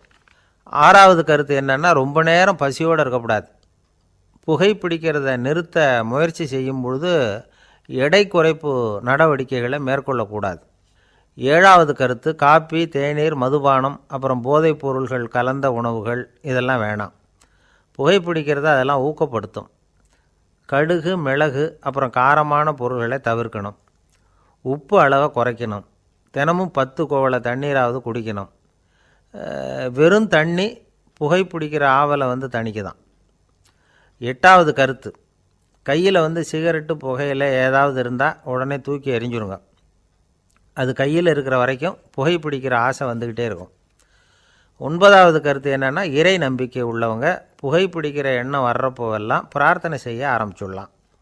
10வது கருத்து, உங்களுக்கு ரொம்பவும் வேண்டியவங்க யாரோ அவங்கக்கிட்ட எல்லாம் நீங்கள் புகைப்பிடிக்கிறத நிறுத்தி விட்டதாக சொல்லிவிடுங்க. இந்த 10 வழிகளையும் கடைபிடிக்க ஆரம்பிச்சுட்டா புகைப்பிடிக்கும் பழக்கத்தை நிறுத்தி விடலாம் அப்படின்னு சொல்கிறாங்க அனுபவப்பட்டவங்க. முயற்சி பண்ணி பார்க்கலாம். ஒரு முக்கியமான இடத்துல நின்றுக்கிட்டு இருந்தார் ஒருத்தர். அங்கே இன்னொருத்தர், ஏன் சார் இந்த இடத்துல சிகரெட் பிடிக்கலாமா அப்படின்னு அனுமதி கேட்டார். இந்த இடத்துல சிகரெட் பிடிக்கக்கூடாதுங்க அப்படின்னாரு இவர். நீங்கள் இப்படி சொல்கிறீங்க, ஆனால் இந்த இடத்துல கீழே நிறைய சிகரெட் துண்டுகள் கிடக்குதே, அவங்கெல்லாம் யார்? அவங்கெல்லாம் உங்கள் மாதிரி என்கிட்ட அனுமதி கேட்காதவங்க அப்படின்னாராம் இவர். இந்த உலகத்தில் எவ்வளவோ உயிரினங்கள் இருக்குது, ஒவ்வொன்றும் ஒவ்வொரு விதமாக சண்டை போடுது. இப்போ 2 மாடு சண்டை போட்டுக்குதுன்னு வச்சுக்கோங்க, என்ன பண்ணும்? 2 முட்டிக்கும். அதுக்கு சண்டை போடுறதுக்கு ஆயுதமாக உபயோகப்படுறது அதோட கொம்பு. 2 சேவல் சண்டை போட்டுக்குதுன்னு வச்சுக்கோங்க, அதுக்கு ஆயுதமாக உபயோகப்படுறது அதோட கால் நகம். காலால் தான் அது ஒன்றோட ஒன்று சண்டை போட்டுக்கும். ஆனால் 2 மனுஷன் சண்டை போட்டுக்கிறான்னு வச்சுக்கோங்க, இவன் இன்னதை தான் ஆயுதமாக உபயோகப்படுத்துவான்னு குறிப்பிட்டு சொல்ல முடியாது. கல்லை எடுப்பான், கத்தி எடுப்பான், துப்பாக்கி எடுப்பான், என்ன வேணாலும் பண்ணுவான். வாயால் திட்டுவான், கையால் அடிப்பான், காலால் உதைப்பான், சகலகலா வல்லவன். விலங்குகள்லாம் பொதுவாக வாயை சாப்பிட்றதுக்கு மட்டும்தான் உபயோகப்படுத்துது. ஆனால் இவனுக்கு சாப்பிட்றதுக்கும் அதுதான், சாப்பிட்டு விட்டு திட்டுறதுக்கும் அதுதான். ஆனால் ஒரு விஷயத்தில் மட்டும் கெட்டிக்கிறேன். அதாவது நாம் சண்டை போட்டுக்கிட்டாலும் பரவாயில்லை, கோழிகள் சண்டை போடாமல் இருக்கணும் அப்படின்னு ஆசைப்படுறான். எதுக்காக? கோழிகள் சண்டை போடாமல் இருந்தால் நிறைய முட்டைகள் போடுமா, அதுக்காக தான் இந்த அக்கறை. கோழி பண்ணை வச்சுருக்கிறவங்களுக்கு இது ஒரு பெரிய பிரச்சனை. அதாவது பண்ணையில் இருக்கிற கோழிகளுக்குள்ளே அடிக்கடி சண்டை வந்துடும், அதனால் முட்டை உற்பத்தி குறைஞ்சிரும். சரி, இதுக்கு என்ன பண்ணுறது? பண்ணையில் போய் உட்காந்துக்கிட்டு தினமும் பஞ்சாயத்து பேசிகிட்டு இருக்க முடியுமா? அமெரிக்காவில் கோழி பண்ணை வச்சுருக்கிற ஒருத்தர் இதை பற்றி யோசனை பண்ணி பார்த்தாராம். ஒரு வழியையும் கண்டுபிடிச்சிருக்கார். கோழிக்கெல்லாம் மூக்கு கண்ணாடி மாட்டி விட்டுட்டோம்னா அது சண்டை போடுற குணம் குறைஞ்சிரும், முட்டை அதிகமாகிடும். அந்த கண்ணாடியில் உள்ள லென்ஸு சிவப்பு நிறத்தில் இருக்கணும், அவ்வளவுதான் அப்படின்னு அவர் கண்டுபிடிச்சாராம்.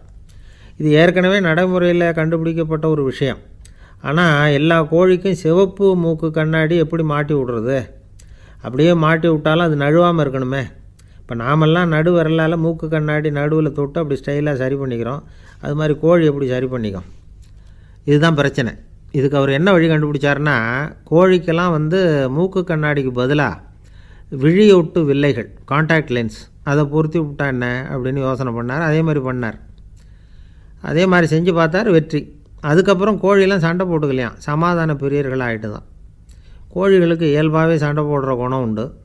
ஆனால் அதோட கண்ணுக்கு பார்க்குற பொருள்லாம் ரோஜா நிறத்துலையோ அல்லது இன்னும் சொல்லப்போனால் அழுத்தமான சிவப்பு நிறத்துலையோ தெரிஞ்சதுன்னா சண்டை போடுற குணம் குறைஞ்சிருதான். அந்த சமயத்தில் அது அதிகமாகவும் முட்டையிட ஆரம்பிச்சுடுதான். அதே நேரத்தில் இறை எடுக்கிறத கூட குறைச்சிக்குதான். இது ஏன் இப்படி பண்ணுதுங்கிறது விஞ்ஞானிகளுக்கு இன்னமும் புரியலையா. எப்படியோ அமெரிக்க கோழிகள்லாம் கான்டாக்ட் லென்ஸ் பொருத்திக்க ஆரம்பித்தாச்சு. கோழி கழுத்தை பிடிச்சிக்கிட்டு ஒரு சில வினாடிகளில் அதை பொருத்தி விட்றாங்களாம். கோழியோட ஆயுள் பூரா அது அப்படியே இருக்குமா. பண்ணையில் முட்டை உற்பத்தி குறைஞ்சா இது மாதிரி விஞ்ஞானபூர்வமாக பரிகாரம் தேடுறது தான் நல்லது. நமக்கு வேண்டியப்பட்ட ஒருத்தர் அவர் ஒரு கோழி பண்ணை வச்சுருந்தார். அந்த பண்ணையில் பாதி கோழி திடீர்னு செத்து போச்சு. உடனே ஒரு கால்நடை மருத்துவர்கிட்ட போக வேண்டியது தானே. அங்கே போகல. உள்ளூரில் மந்திரம் பண்ணிகிட்டு இருந்த ஒரு சாமியார்கிட்ட போனார். அவர் காலில் விழுந்தார். சாமி, என் பண்ணையில் பாதி கோழி செத்து போட்டுதுன்னார். சாமியார் யோசனை பண்ணார். சரி, பண்ணையில் வாசப்படி கிழக்கு பக்கமாக வச்சுருக்கியா மேற்கு பக்கமாக வச்சுருக்கியான்னு கேட்டார். கிழக்கு பக்கமாக இருக்குன்னார் அவர். அதுதான் தப்பு, மேற்கு பக்கமாக அதை மாற்று, சரியாக போடும்னாராம். அதே போல் இவர் போய் மாற்றிவிட்டார். அப்பவும் பாதி செத்து போச்சு. மறுபடியும் சொன்னார், சாமி மறுபடியும் பாதி கோழி செத்து போட்டுதேன்னார்.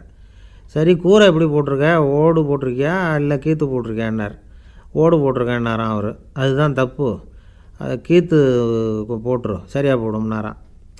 சரின்னு போய் அதையும் மாற்றி பார்த்தார். மறுபடியும் போயிட்டுது, கோழி செத்து போச்சு. வந்தார். மறுபடியும் பாதி செத்து போச்சு சாமின்னு வந்தார். இவரும் யோசனையை மாற்றி மாற்றி சொல்லிகிட்டே இருக்கிறார். இப்படி அவரும் மாற்றி மாற்றி பார்த்தார். 6வது தடவையாக அவரை தேடிட்டு வந்தார். அந்த சமயத்தில் இவர் ரொம்ப தீவிரமாக யோசனை பண்ணி பார்த்துட்டு, அது சரிப்பா, நீயும் என்கிட்ட சளைக்காமல் வந்துக்கிட்டு இருக்கிற, நானும் யோசனை சொல்லிகிட்டு இருக்கேன். இப்போவும் உங்ககிட்ட சொல்கிறதுக்கு என்கிட்ட யோசனை நிறையா இருக்குது. ஆனால் சோதிக்கிறதுக்கு உங்ககிட்ட கோழி இல்லையே, என்ன பண்ணுறது அப்படின்னாராம் இவர். ஒரு தெருவில் சில சிறுவர்கள் விளையாடிக்கிட்டு இருந்தாங்க. ஏதோ ஒரு உயரமான கல்லை நடுத்தெருவில் வச்சு அதை சுற்றி சுற்றி ஓடி வந்துக்கிட்டு இருக்கிறாங்க. அது என்ன விளையாட்டோ அவங்களுக்கு தான் தெரியும். கொஞ்ச நேரம் அப்படி விளையாடிக்கிட்டு இருந்தவங்க விளையாடி முடித்ததும் அந்த கல்லை நடுத்தெருவில் அப்படியே விட்டுவிட்டு அவங்கவுங்க வீட்டுக்கு ஓடி போட்டாங்க. அதுக்கப்புறம் அந்த வழியாக 2 பெண்கள் பேசிக்கிட்டே வந்தாங்க. பேச்சு சுவாரஸ்யத்தில் நடுத்தெருவில் இருந்த அந்த கல்லை கவனிக்கலை. காலில் இடிச்சுட்டுது, லேசாக ரத்தம் வந்துட்டுது, வலி தாங்கலை. காலில் இடிச்சுக்கிட்ட பொண்ணு திட்ட ஆரம்பிச்சுட்டுது. வர வர ஊர் உலகம் ரொம்ப கெட்டு போச்சு, யாருக்கும் பொறுப்பே கிடையாது பாரு, இப்படி நடுத்தருவில் பொறுப்பு இல்லாமல் இப்படி கல்லை போட்டு வச்சுருக்குறாங்களே, இது நியாயமா அப்படின்னு சொல்லி இந்த சமூகத்தை கடுமையாக விமர்சனம் பண்ணிக்கிட்டே அவங்க போயிட்டாங்க. கொஞ்ச நேரம் கழித்து ஒரு வாலிபன் அந்த வழியாக வந்தான். அந்த கல்லை பார்த்தான், நின்னான். ஒரு நிமிஷம் யோசனை பண்ணான். என்ன பண்ணலாம்னு பார்த்தான். தன்னுடைய வீரத்தையும் பலத்தையும் காட்டணும்னு நினச்சான். பின்னாடி போனான். அப்புறம் வேகமாக ஓடி ஒரு சின்ன ஹை ஜம்ப், அப்படியே துள்ளி குதித்தான். துள்ளி குதித்து தாண்டி அந்த பக்கமாக போய் விழுந்தான். அப்படியே விசில் அடிச்சுக்கிட்டு அவன் பாட்டுக்கு நடந்து போகிறான். அடுத்தபடியாக ஒரு காதல் ஜோடி அந்த வழியாக வந்தது. நடுத்தெருவில் கல் கண்ணில் பட்டது. அவங்க 2 பேரும் ரொம்ப நெருக்கமாக சேர்ந்து வந்துக்கிட்டு இருக்கிறாங்க. நடுவில் கல் இருக்கிறதுனால கொஞ்ச நேரம் 2 பேரும் விலகி மறுபடியும் இந்த பக்கம் சேர்ந்து போகணும். கொஞ்ச நேரம் நாம் பிரிய வேண்டி இருக்குதே அப்படின்னு வருத்தத்தோடு முணுமுணுத்துக்கிட்டே இந்த பக்கம் வந்தாங்க. அதுக்கப்புறம் வழக்கம் போல் சேர்ந்து அவங்க பாட்டுக்கு எதிர்காலத்தை பற்றி கற்பனை பண்ணிக்கிட்டே போயிட்டாங்க. கடைசியாக அந்த வழியாக பார்வை இல்லாத ஒருத்தர் வந்துக்கிட்டு இருக்கார். அவர் கையில் வழக்கமாக வச்சிருக்கிற அந்த ஊன்றுகோல், கையில் இருக்கிற அந்த ஊன்றுகோலால் தனக்கு முன்னாடி அப்படியும் இப்படியும் அப்படியே தட்டிக்கிட்டு பார்த்துக்கிட்டே அவர் மெதுவாக நடந்து வந்துக்கிட்டு இருக்கிறார். வழியில் இருக்கிற அந்த கல் தட்டுப்பட்டுது. உடனே நடுத்தெருவில் ஒரு கல் இருக்குங்கிறத அவர் புரிஞ்சுக்கிட்டார். உடனே குனிஞ்சார். அந்த கல்லை தடவி பார்த்து எடுத்தார். தெரு ஓரமாக கொண்டுட்டு போய் போட்டார். அதுக்கப்புறம் அவர் பாட்டுக்கு அவர் வழியில் நடந்து போனார். இப்போது இதில் பல பேர் வந்தாங்க போனாங்க. இவங்களில் பார்வை உள்ளவங்க யார், பார்வை இல்லாதவங்க யார்? இப்படி ஒரு கேள்வி கேட்டால் என்ன பதில் சொல்ல முடியும்? கொஞ்சம் யோசித்து பார்த்தா இன்றைக்கி பல பேர் இப்படி தான் இருந்துக்கிட்டு இருக்கிறோம். ஒரு ஆள் பார்க்குறதுக்கு பெரிய மனுஷன் மாதிரி இருக்கார். ஒரு தெரு வழியாக நடந்து வந்துக்கிட்டு இருந்தார். இருட்டு நேரம். வழியில் ஒரு பெரிய கல் கிடந்தது, கருங்கல். பார்த்தார். கொஞ்ச நேரம் யோசித்தார். போய் தூக்கி பார்த்தா ரொம்ப கனமாக இருந்தது. இன்னொரு ஆள் சேர்ந்தாதான் தூக்க முடியும். இவர் உடனே ரோட்டோரமாக போய் ஒரு மரத்தடியில் உட்காந்துக்கிட்டார். 2 பக்கமும் பார்த்துக்கிட்டே இருக்கார், யாராவது வர்றாங்களான்னு. கொஞ்ச நேரத்தில் ஒருத்தர் வந்தார். இவருக்கு தெரிஞ்சவர். என்னங்க இந்த நேரத்தில் இங்கே உட்காந்துருக்குறீங்கன்னு கேட்டார் அவர். அதோ அந்த கருங்கல் அப்படின்னு சுட்டி காட்டினார். ஓ, அதை தூக்கி ஓரமாக போடணுமா? வாங்க 2 பேரும் தூக்கலான்னார் வந்தவர். நான் அதுக்காக உட்காந்துருக்கலேன்னார் இவர். பின்ன வேற எதுக்காகன்னார் அவர். ஒரு மனுஷன் கருங்கல்லில் காலை இடிச்சுக்கிட்டான்னா எப்படி துள்ளுவான்னு பார்க்கணுங்கிறது எனக்கு ரொம்ப நாளாக ஒரு ஆசை. அதுக்காக தான் உட்காந்துருக்கிறேன் அப்படின்னாராம். என்னுடைய நண்பர் ஒருத்தர் ஆழ்ந்த சிந்தனையில் இருந்தார். என்ன யோசனை பண்ணுறீங்கன்னு கேட்டேன். தலைவர் ஆகணும்னு பார்க்குறேன், அதுதான் என்ன வழின்னு யோசிச்சுக்கிட்டு இருக்கேன்னார். நான் கூட அது மாதிரி யோசித்து பார்த்தேன். அதுக்கப்புறம் அந்த யோசனையை கை விட்டுட்டேன் அப்படின்னோம். ஏன்னு கேட்டார். அதுக்கான தகுதிகள் நமக்கு இல்லைங்கிறது புரியுது. அது நமக்கு புரியறத விட நம்ம விட மற்றவங்களுக்கு நல்லா புரிஞ்சு போச்சு. அதனால் பேசாமல் கம்முன்னு இருந்துடுறது தான் நல்லது அப்படின்னோம். தலைவர் ஆகிறதுக்கு தகுதிகள் வேறு உண்டோ அப்படின்னு கேட்டார். அவர் யதார்த்தமாக தான் கேட்குறார். நாங்கள் உடனே எங்ககிட்ட இருந்த ஒரு புஸ்தகத்தை எடுத்து அவர்கிட்ட கொடுத்தோம். படித்து பாருங்கன்னு. தலைவர் ஆகிறதுக்கு என்ன வழி அப்படிங்கிறத பற்றி அதில் போட்டிருக்கிறாங்க. முதல் வழி என்ன தெரியுமா?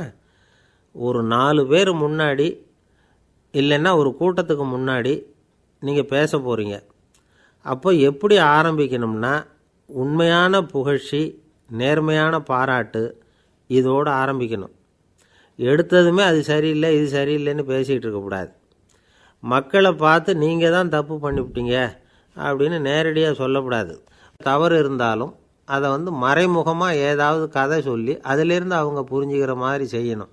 அடுத்தவங்க பண்ண தப்பு என்னன்னு அலசறதுக்கு முன்னாடி நீங்கள் பண்ணின தப்பு என்னங்கிறத பற்றியே பேசுங்க. எதுக்கும் நேரடியாக உத்தரவு போட்டுக்கிட்டு இருக்கக்கூடாது. இதை நீங்கள் செய்யணும் அப்படின்னு சொல்கிறதுக்கு பதிலாக நீங்கள் இப்படி செஞ்சால் எப்படி இருக்கும் அப்படின்னு கேள்வி மாதிரி கேட்கணுமா. இப்படி கேட்டால் அது உத்தரவு மாதிரி தெரியாதான்.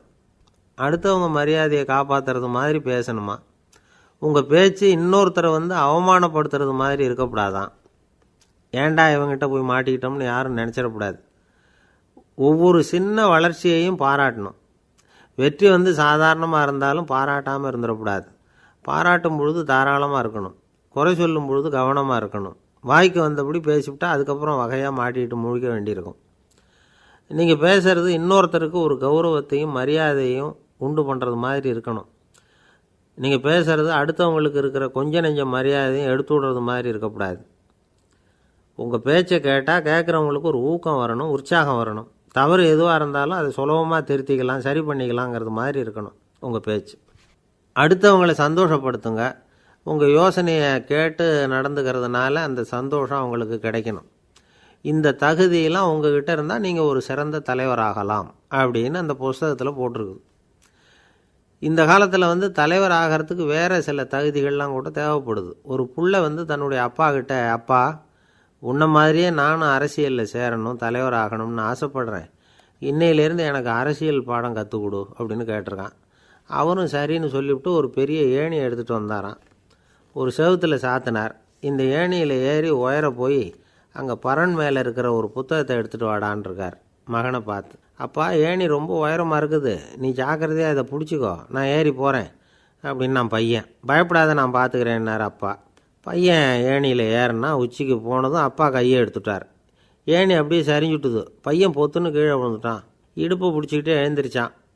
என்னப்பா இது, இப்படி என்னை ஏற விட்டுட்டு கையை விட்டுட்டியே, இப்படி கைவிடலாமா அப்படின்னு கத்தியிருக்கான். அப்பா நிதானமாக சொன்னாராம், அவசரப்படாதேப்பா, அரசியலில் இதுதான் முதல் பாடம், பெத்த அப்பனாக இருந்தாலும் அவனை நம்பாதே அப்படின்னு உபதேசம். அன்பாக இருக்கணும்னு அநேக பெரியவங்க சொல்லியிருக்கிறாங்க. நாமளும் அதை கேட்டுவிட்டு அன்பு காட்டுறதுக்கு தயாராக தான் இருக்கிறோம். அதை வாங்கிறதுக்கு தான் ஆளை காணும். இருந்தாலும் அன்பில் எத்தனையோ வகை உண்டு. அதை சரியாக புரிஞ்சுக்கிட்டு அதுக்கப்புறம் அன்பு காட்ட ஆரம்பிக்கணும். வகையை புரிஞ்சிக்காமல் அன்பு காட்டினா வம்புல மாட்டிக்க வேண்டியது தான். அன்புன்னா சாதாரணமாக நினச்சி விடாதீங்க. அதில் எவ்வளவு விதம் தெரியுமா?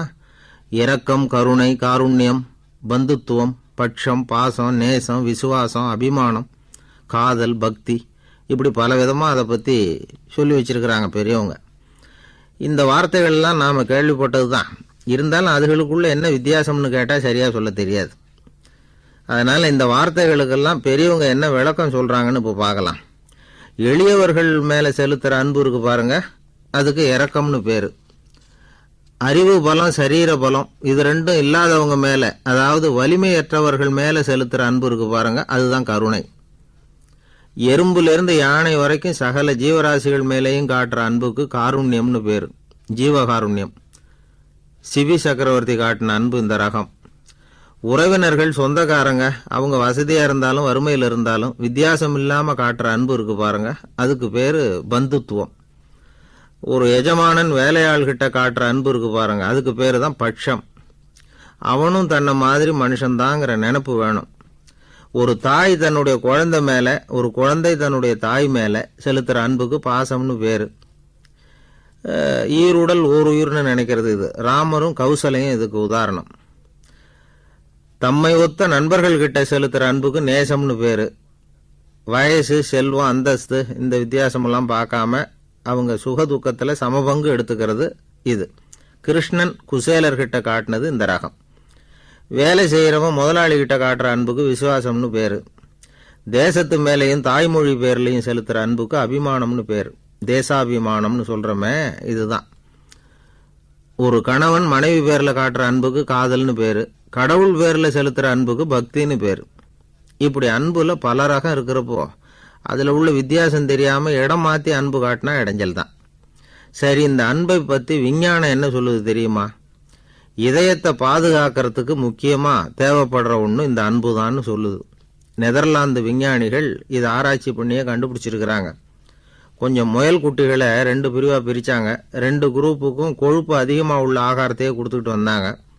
ஆனால் ஒரு குரூப்புக்கு வெறுமன ஆகாரத்தை கொடுத்ததோட சரி, இன்னொரு குரூப்பு முயல்களுக்கு ஆகாரம் கொடுத்ததோடு நிறுத்திக்கல. அதுக்கு முன்னாடி கூண்டுகளை திறந்து விட்டு முயல்களை கொஞ்ச நேரம் எடுத்து கொஞ்சி விட்டு அதுக்கப்புறமா ஆகாரம் கொடுத்தாராம் ஆராய்ச்சியாளர். இந்த குரூப்புக்கு இதய பாதிப்பு 60% குறைச்சலாக இருந்துதான். சில நோயாளிகளுக்கு ஹார்ட் அட்டாக் வந்தாலும் அதை தாங்கிக்கிட்டு குணமாகிற சக்தி அதிகமாக இருக்குது. இது எப்படின்னு ஆராய்ச்சி பண்ணி பார்த்துருக்குறாங்க. அவங்கெல்லாம் மனைவி தன் பேரில் ரொம்ப அன்பாக இருக்கிறதாக நினைக்கிறவங்களாம் இருக்கிறாங்களாம். இதய நோயாளிகள் பல பேரை சந்தித்து இதய நோய் ஏற்பட என்ன காரணம்னு கேட்டிருக்கிறாங்க. அவங்க சொன்ன காரணம்லாம் சாப்பாடு சம்பந்தமாக இல்லையா, மனைவி அன்பா இல்லை, இப்படிப்பட்ட காரணத்தை தான் சொல்கிறாங்களாம். அதனால் இதயத்தை பாதுகாக்கணும்னு நினைக்கிறவங்க அடுத்தவங்க அன்பாக இருக்கிறது மாதிரி பார்த்துக்குங்க, அதுதான் முக்கியம். ஒருத்தர் முகம் பூரா பிளாஸ்டரி போட்டுக்கிட்டு வந்தார். ரொம்ப கோபமாக, என்னங்க ஆச்சுன்னு விசாரித்தேன். எல்லாம் உங்களால் தான் சார்னார். விவரமாக சொல்லுங்களேன். என்ன உங்கள் தகவலை கேட்டுட்டு ஒரு பூனைக்குட்டியை கையில் எடுத்தேன், அன்பாக அதை தடவி கொடுக்கறதுக்காக. ஆனால் அது முந்திக்கிட்டது, அது என் முகத்தை தடவி கொடுத்துட்டுது, முகம் பூரா நகை கீறல், அதுதான் இப்படி அப்படின்னார்.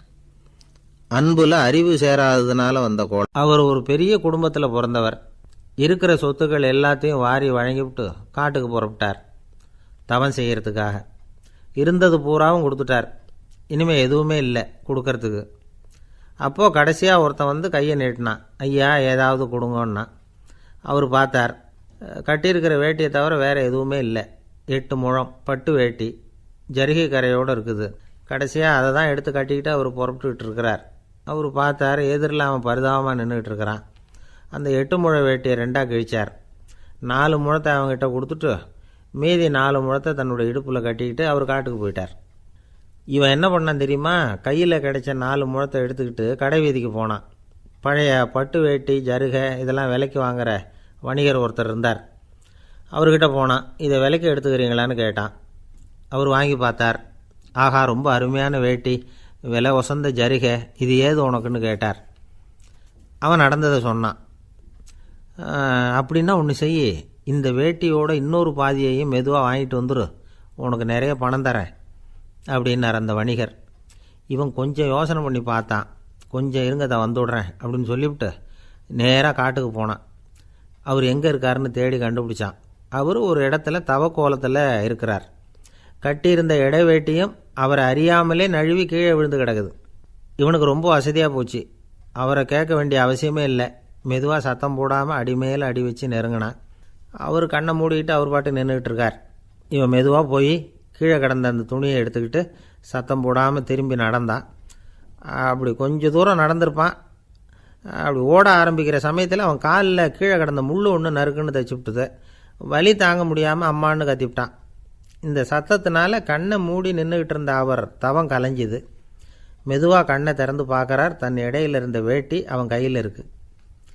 இப்போ அவர் நினைக்கிறாராம், இந்த வேட்டி மேலே நான் வச்ச ஆசை அல்லவா அவனை வந்து திருடன் ஆக்கிவிட்டுது அப்படின்னு நினச்சாரான். இது எப்பேற்பட்ட மனநிலைங்கிறத கொஞ்சம் யோசிச்சு பாருங்கள். தான் ஒரு பொருள் மேலே வைத்த பற்று இன்னொரு மனிதன் திருடனாக ஆகிறதுக்கு காரணமாக ஆயிட்டுதே அப்படின்னு நினைக்கிறார். அப்படி நினச்ச அவர் யார் தெரியுமா? அவர் தான் மகாவீரர். இழந்துட்டேங்கிறியே, நீ என்னத்தை கொண்டு வந்த இங்கே இழக்கிறதுக்கு? நீ என்னத்தை உண்டாக்குன இது அழிஞ்சுட்டுதுன்னு சொல்கிறதுக்கு? இது அவருடைய சிந்தனை. இன்றைக்கி நம்ம சிந்தனையெல்லாம் வேறு மாதிரி இருக்குது. ஒருத்தன் நடுத்தெருவில் உட்காந்து அழுதுகிட்டு இருந்தான். அந்த வழியாக வந்தவர் கேட்டார், ஏன்ப்பா அழற அப்படின்னு கேட்டார்.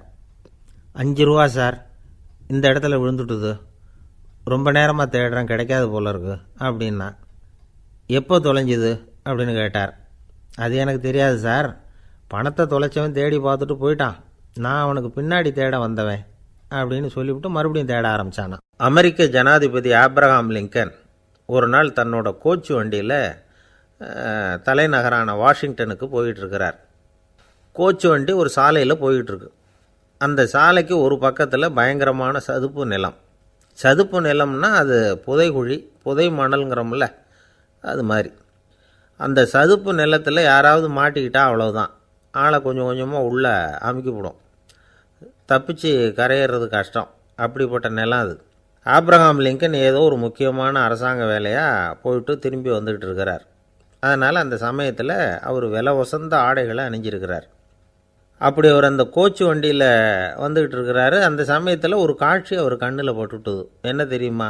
ரோட்டுக்கு பக்கத்தில் இருந்த சதுப்பு நிலத்தில் ஒரு இளம் பன்றிக்குட்டி சிக்கிக்கிட்டு தவிச்சிக்கிட்டு இருக்குது, பரிதாபமாக கத்திக்கிட்டு இருக்குது. அதை பார்த்தார் லிங்கன். அவருக்கு இன்னும் மாதிரி ஆயிட்டுது. உடனே வண்டியை நிறுத்த சொன்னார். கீழே இறங்கினார். தன்னோட விலை உசந்த ஆடைகளை பற்றி லட்சியம் பண்ணவே இல்லை. தனக்கே ஆபத்து வரலாம்ங்கிறத பற்றியும் கவலைப்படலை. தான் ஒரு குடியரசுத் தலைவருங்கிறத பற்றியும் அவர் நினச்சி பார்க்கல.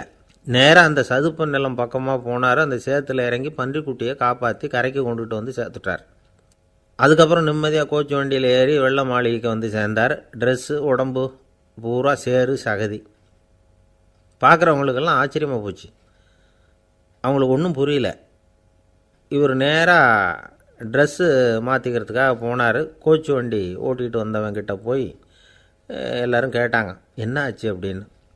அவர் வர்ற வழியில் நடந்த விவரத்தை சொன்னார். ஆப்ரஹாம் லிங்கனுடைய இந்த இறக்க குணத்தை எல்லாரும் பாராட்டினாங்களாம், புகழ்ந்தாங்களாம். ஆனால் இதுக்கு லிங்கன் என்ன பதில் சொன்னார் தெரியுமா? தயவு பண்ணி இந்த புகழ்ச்சியான பேச்சையெல்லாம் ஒதுக்குங்க, அதெல்லாம் வேணாம். அந்த சின்ன பிராணி சகதியில் மாட்டிக்கிட்டு துடிச்சிக்கிட்டு இருந்தது, அதை பார்த்தேன். உடனே என்னுடைய இதயத்தில் ஒரு முள் தைச்சது மாதிரி ஒரு உணர்வு. அந்த முள்ளை பிடுங்கி எறிஞ்சேன், அவ்வளவுதான். உண்மையில் அந்த பிராணிக்கு நான் உதவினேங்கிறத விட எனக்கு ஏற்பட்ட இன்னலை போக்கிக்கிட்டேன் அப்படிங்கிறது தான் உண்மை. அதுதான் பொருத்தம். அப்படி இருக்கிறப்போ இதில் புகழறதுக்கு என்ன இருக்குது அப்படின்னாராம் ஆப்ரஹாம் லிங்கன். எவ்வளவு யதார்த்தமான வார்த்தைகள் பாருங்கள். இந்த காலத்தில் நம்மளையும் பல பேர் அப்படி உண்டு. நீச்சல் தெரியாத ஒரு ஆள் தண்ணியில் இறங்கிட்டான். தண்ணி ஆழம்ங்கிறது அப்புறமா தான் தெரிஞ்சுது. தத்தளிக்க ஆரம்பிச்சுட்டான். வாழ்னு கத்துறான். கரையில் நின்றுக்கிட்டு இருந்த ஒருத்தர் இதை பார்த்தார். உடனே அவருக்கு இதயத்தில் முள் தைச்சது மாதிரி ஒரு உணர்வு. உடனே குபீர்னு தண்ணியில் பாய்ஞ்சார். அவரை காப்பாற்றி கரைக்கு கொண்டுட்டு வந்து சேர்த்தார். இதை பார்த்துக்கிட்டு இருந்த இன்னொருத்தர் காப்பாற்றின அந்த ஆளை பாராட்டி புகழ்ந்தார். என்ன புகழாதீங்க சார் அப்படின்னார் அவர். ஏன்னு கேட்டார் இவர். நான் அந்த ஆளை ஏன் காப்பாற்றினேன் தெரியுமா? அவன் நேற்றுக்கு என்கிட்ட 300 ரூபா கடன் வாங்கியிருக்கிறான்.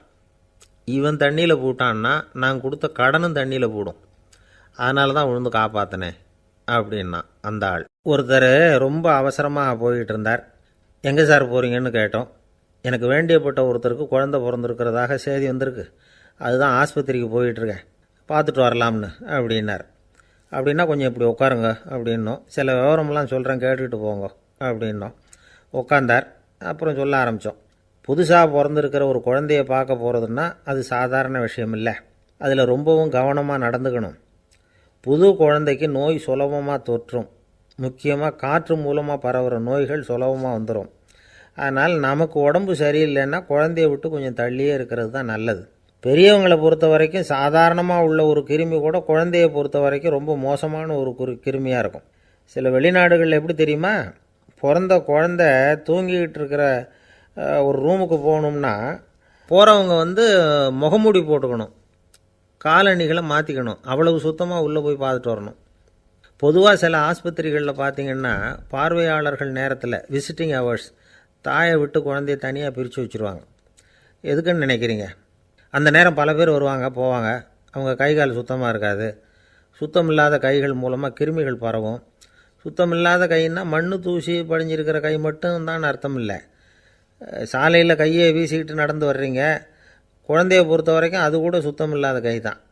தாயை தவிர மற்றவங்க குழந்தைய தூக்காமல் பார்த்துக்கிறது நல்லது. தாய் கூட அளவோடு கொஞ்சிறதோடு நிறுத்திக்கணும். புதுசாக ஒரு குழந்தைய பெற்றுருக்கிற பொண்ணுக்கிட்ட மற்ற தாய்மார்கள் ஏதாவது சொல்லிக்கிட்டே இருப்பாங்க. குழந்தைய அப்படி வளர்க்கணும் இப்படி வளர்க்கணும் அப்படின்னு ஏதாவது அட்வைஸ் பண்ணிக்கிட்டே இருப்பாங்க. இப்படி ஓவராக அறிவுரை பண்ணுறது அந்த பொண்ணை குழப்பி விட்டுரும். அதனால் அப்படிலாம் பண்ணக்கூடாது. அந்த பெண்ணே ஏதாவது கேட்டால் கூட டாக்டர் சொல்ல வேண்டிய விவரங்களையெல்லாம் நாமே சொல்லிகிட்டு இருக்கக்கூடாது. புதுசாக பிறந்திருக்கிற குழந்தைய மட்டும்தான் இப்படி பார்க்கணும்னு இல்லை. ஒரு நோயாளி குழந்தைய பார்க்க போகிறதுனா கூட ரொம்ப எச்சரிக்கையாக தான் நடந்துக்கணும். ஒரு தின்பண்டமோ விளையாட்டு சாமானோ அந்த குழந்தைக்கு நாம் வாங்கிட்டு போகிறதா வச்சுக்குவோம். அதை நேராக கொண்டுகிட்டு போய் அந்த குழந்தைகிட்டே கொடுக்கக்கூடாது. அதோட அப்பா அம்மாக்கிட்ட ரகசியமாக கொடுக்கலாம்.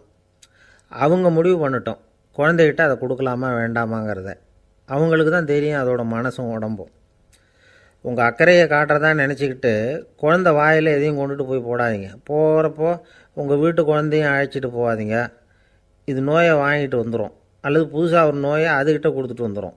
என்ன தான் உங்களுக்கு பழக்கமான குழந்தையாக இருந்தால் கூட அதுக்கு விருப்பம் இல்லைன்னா பேசக்கூடாது. அங்கே போய் அவங்க பள்ளிக்கூடத்தை ஞாபகப்படுத்திகிட்டு இருக்கக்கூடாது.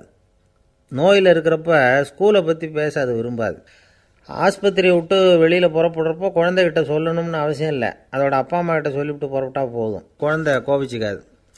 சமூக சம்பிரதாயத்தை பற்றி அது கவலைப்படுறதில்ல. இப்படி எல்லா விவரமும் நம்ம எதிரில் உட்காந்துருந்தவங்ககிட்ட சொல்லி முடித்தோம். ரொம்ப நன்றி சார் அப்படின்னு சொல்லிவிட்டு அவர் புறப்பட்டார். குழந்தைங்க கொஞ்சம் வளர்கிற வரைக்கும் தான் நாம் எச்சரிக்கையாக இருக்கணும்னு இல்லை, வளர்ந்த பிறகு இன்னும் எச்சரிக்கையாக இருக்கணும். ஒரு பையன் பள்ளிக்கூடத்துலேருந்து திரும்பி வீட்டுக்கு வந்தான்.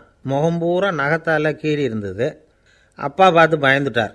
யாருடா உன்னை இப்படி பண்ணது அப்படின்னார். என் கூட படிக்கிற இன்னொரு பையன்னா. நாளைக்கு உன் கூட பள்ளிக்கூடத்துக்கு வர்றேன், நீ எனக்கு அவனை அடையாளம் காட்ட முடியுமான்னார். அது ரொம்ப